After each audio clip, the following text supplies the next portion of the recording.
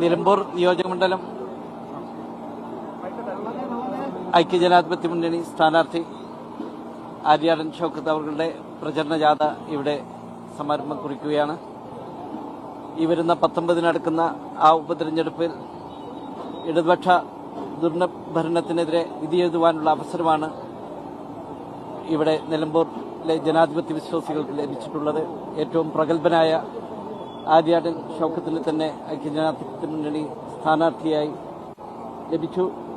അദ്ദേഹത്തെ വമ്പിച്ച ഭൂരിപക്ഷത്തോടുകൂടി വിജയിപ്പിക്കുവാൻ ഐക്യജനാധിപത്യ മുന്നണി കക്ഷികൾ ഒന്നടങ്കം ഒറ്റക്കെട്ടായി പ്രവർത്തന രംഗത്ത് ഇറങ്ങിയിരിക്കുകയാണ്. അതുകൊണ്ട് തന്നെ വളരെ വലിയ ഭൂരിപക്ഷത്തോടുകൂടി ആര്യാടൻ ഷൗക്കത്ത് വിജയിക്കും എന്നതിൽ സംശയമില്ല. അതിന്റെ ഇനിയുള്ള പ്രവർത്തനങ്ങളിലേക്കാണ് അണികൾ ഇറങ്ങുന്നത്. എല്ലാവിധ വിജയം ആശംസിക്കുന്നു.